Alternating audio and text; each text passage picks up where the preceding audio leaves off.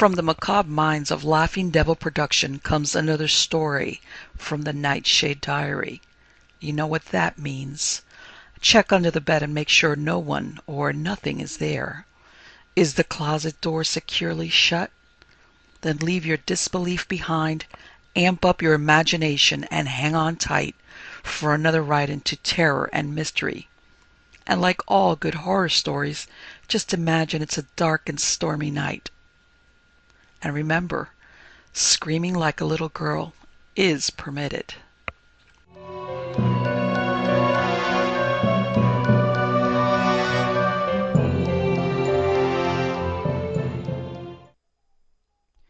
Every Time You Say I Love You by Charles L. Grant.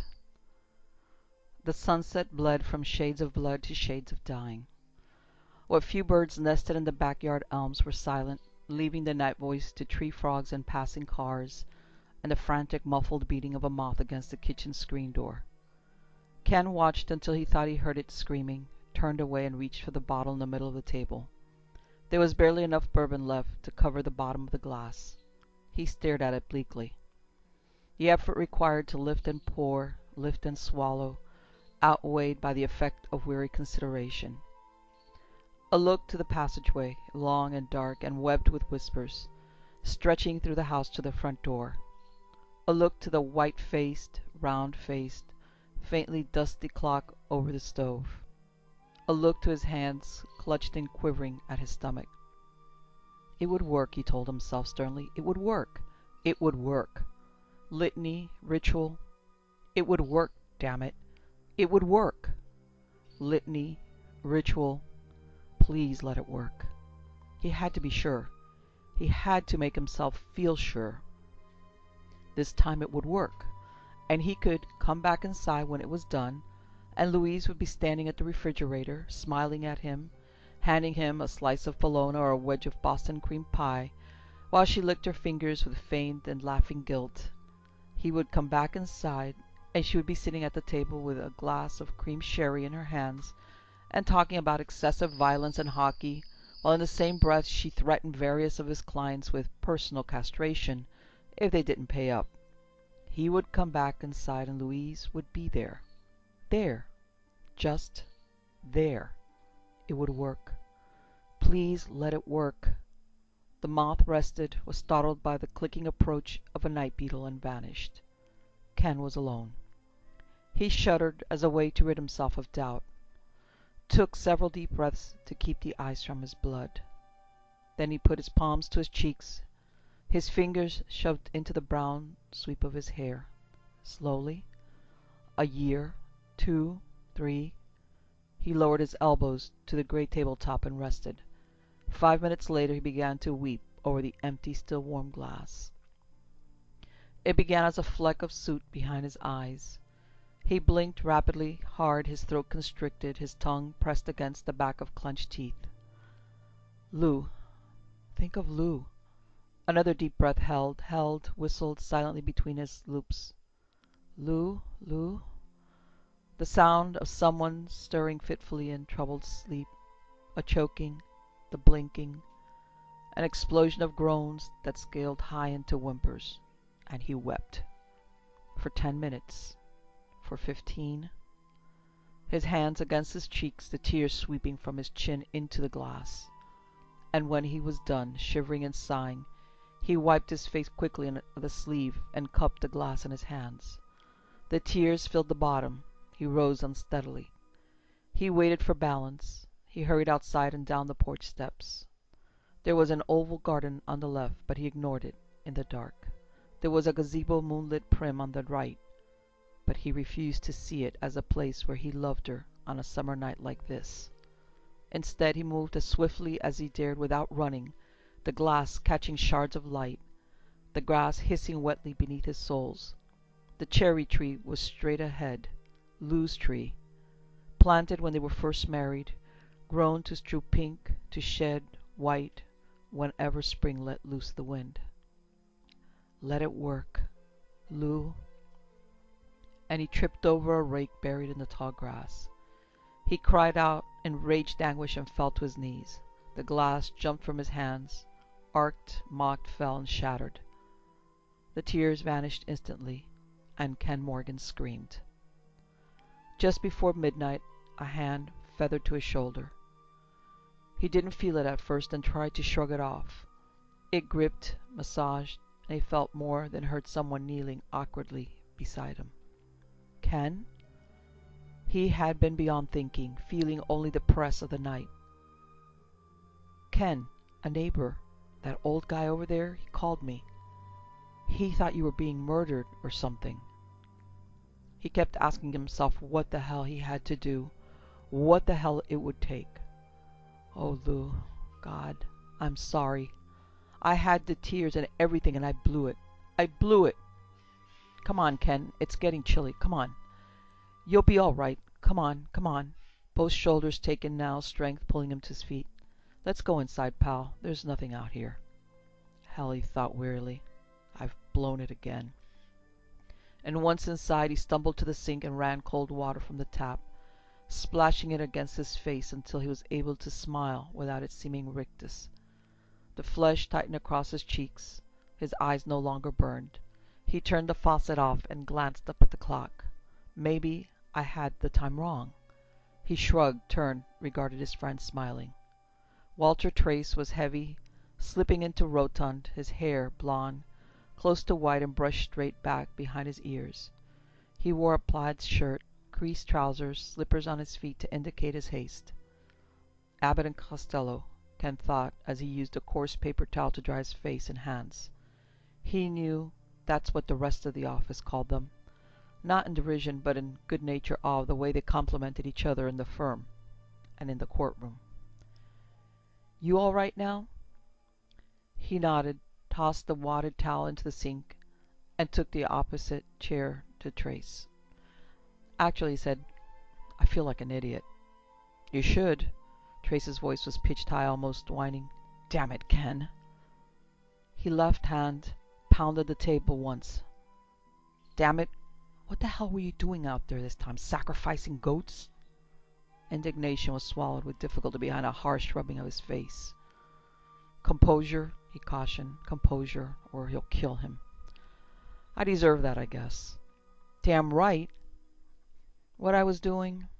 He sniffed, tugged idly at an earlobe. Well, see, I read this story about... Trace groaned and reached into his shirt pocket for a cigarette.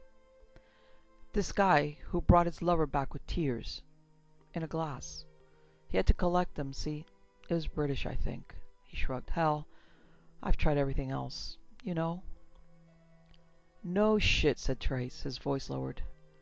Ken, I'm afraid I can't cover for you anymore, and... Hell, I'm afraid... Not of me. No, for you. Lord, you think the way you've been acting you were the only man in the world whose wife... Nuts. Nuts. I'm sorry, Ken. There was no call for that. He held up a palm. Don't be.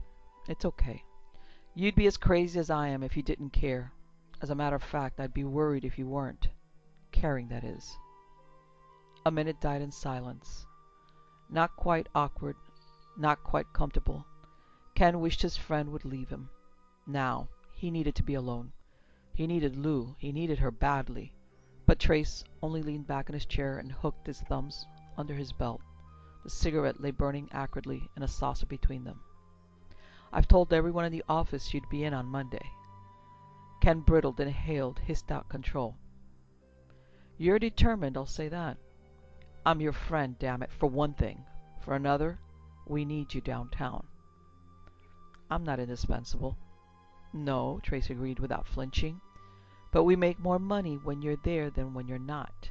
He grinned to ease the sting. Now look, I want you to listen to me, Ken. When Louise died, was killed, he corrected softly, we were more than willing to give you plenty of room to accommodate you. Make sure you were okay. I mean, hell, you know what I mean. But Ken, the time's up. At least they think so. And they're still the senior partners, not us, not yet. He waited, but Ken only examined the clasp of his hands. And I want you to stop all this other crap, too. I love her. A lot of men love their wives, Ken. But as far as I know, not one of them, not a single one of them, has tried to bring them back from the dead. He sliced at the air to forestall interruption. Sure, they find the loss hard to take. Who wouldn't? But Ken, they accept it. Time passes, and they accept it. They have to, or it's all over for them. Maybe the pain never really goes completely away. I don't know. And to tell you the truth, I just as sooner not. All I can say is, we've supported you, we've backed you, and now you have to snap out of it. If you don't, good God, they'll be coming after you with nets for God's sake. Ken listened, heard, tried to decide what the right things were to say. Ken, please. Trace reached across the table and grabbed hold of his wrist. Please. His face creased with concern. You know, he said, releasing him and leaning back again. I once thought this stuff you'd gotten into would do you some good, help you work it all out somehow. It hasn't. I mean, I guess there are some guys who think about what you're doing, but that's all they do, Ken. Think about it. They don't. Ken didn't need to follow the catalog Trace spread before him. The cat, the bird, the doll, the chanting, the strips of oak bark, the weavings of dead grass. These were what Trace knew about, all Ken had told him. Trace hadn't heard, however, about the blood of a child, the seed of a bull, the head of a serpent, the hair of a corpse. He also didn't know about the prayers that had been uncovered, the symbolic rites, the midnight rituals, the dawn prostrations. If Trace had ever guessed at the truth, he might not be so eager to rush over whenever someone complained about the widower in the yard. Maybe he was right. It was getting dangerous. The next time out, the old man might even call the police. At 9 o'clock, Trace stood. If you're not there, Ken, I don't know what. He finished with a helpless hand-washing shrug. Ken nodded his understanding, took the man's arm lightly, and guided him down the passageway toward the front door. No problem, he said. And I'll be all right. I guess all I needed was tonight. He grinned sheepishly. You can count on me again, Walter. I'll be there Monday morning. First thing, with bells on. Trace looked at him somewhat doubtfully, struggled before putting his hand to Ken's shoulder. We've known each other for a long time, pal. We go a long way back. Not many men at 40 can say that these days. Ken was afraid the man was going to cry. I still have the number of that shrink, you know. It's no disgrace anymore. See him. Come back to us whole. He embraced Ken quickly, swallowed hard, and left. Ken waited at the threshold until the taillights were swallowed by the curve of the drive. Then he closed the door slowly and leaned his weight against it. No two ways about it. The man was right. He was calling too much unwanted attention to himself with all of this mad behavior, and there was no profit left in blaming it on grief. If he continued to do so, that shrink might become mandatory, and he would have a hell of a time breaking free again. The trouble was, Lou had been a woman whose intense hold on her living had affected nearly everyone around her. Each of the seasons had vibrated with her presence, each of her embraces more joyful than the last. She had created their 20-year marriage out of laughter, their house out of love, had nudged his career along without him minding at all. He had no idea how much he had used her simply for breathing, until the afternoon that camper had jumped the curb downtown and pinned her against the wall. Pinned her like a butterfly, arms wings flailing, weaker, until red slipped from her mouth and took her life with it. Even now, he couldn't remember, didn't want to remember, the police talking with him, the man who had driven the vehicle weeping over his guilt, and the funeral. Gray figures, black figures, a brilliant spring afternoon, no rain whatsoever, not a cloud in the sky, children playing in yards as the cortege passed by, dogs snapping at the wheels of the slow-moving hearse, a baseball game in a sandlot, sun, blue, flowers, the cherry trees blossoming as if she hadn't left at all. And she hadn't. Grief had been immersion in freezing clear water. Once accustomed, it settled, flowered, became a part of him, became his reason. He had almost decided he was ready for work when he'd read about a woman who had robbed her child's grave because she wanted to perform some voodoo rites on the body. Ken sympathized, empathized. Went to bed that night and dreamt of Lou and her lips and her arms, and the smile that provided lanterns through every phase of night. He told himself he was crazy, but he robbed her grave anyway, opened the coffin, took her home. It was a hell of a big house, and my God, he was lonely. The magic began, or the attempts to create it, and he wondered as he climbed the stairs if perhaps he didn't believe in it enough, if a part of his soul was still telling him he was crazy. Something was missing for sure, something vital in the process. Lou still wasn't the same as she had been when alive, and he couldn't figure out what the hell he was doing wrong. He stood on the threshold of the bedroom and stared sorrowfully at their bed, listened to the sounds of the house sighing down around him. Then he crossed the thick carpeting to sit on the mattress, stretched, then began to take off his shoes. "I'm sorry," he said. He hadn't turned on the light. Socks, shirt, trousers, scratching at his chest, his groin, over his thighs to the curve of his knees. "Honest to God, I don't know what else to do." He rubbed his hair vigorously, then combed it back with his fingers. "Walter says I have to go back to work. There'll be hell to pay if I don't, and I can't really argue with him. I can't keep this big house unless I start bringing in the checks again."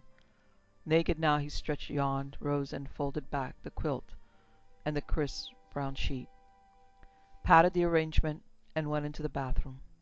Showered, used the toilet, brushed his teeth, brushed his hair, back into the bedroom.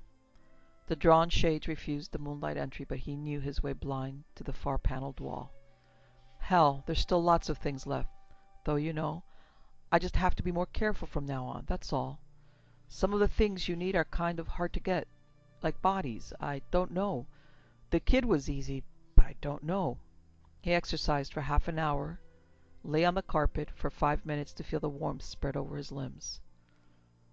"But I don't want you to think I'm going to give up. I'm not. Lord, there's still so much left to do." He rose agilely and pressed a stud that slid back the bookcase. A gleaming steel door with a combination lock. He worked it easily, not hurrying, not eager, gripped the double latch and yanked down, pulling the door toward him. He stiffened then, as he had done every night for the past month, half expecting the circulation fans to have stopped working somehow. But everything was all right. The scent of lilac engulfed him. "You know," he said, "every time you say 'I love you,' I have to think of Walter. He always loved you. Always. He was jealous as hell when we were married. Even now I think he dreams about you." He laughed, almost a giggle. "I think that's why he never married. And, you know, I just thought of something. If I can find out how much he still loves you, maybe, just maybe he'll make a good prospect." He fumbled for the light switch. "Lou, can you hear me?" He listened to the fan, smelled the lilac, felt the warmth. "Maybe Walter will be the key. It would be damn ironic, but maybe he can bring you back. God knows we've tried everything else." He hesitated, waiting. "I hope so," Lou said, lovingly, sweetly, softly, intensely. "I'm getting tired of this room." He wanted to weep for her courage. Instead, he braved a smile and turned on the light. "God, Louise, I love you." The gray, the red, the black and yellow, the scarlet, the purple. The mass of sludge on the floor rippled and stirred. "Oh, Ken," it whispered, "turn off the light and love me."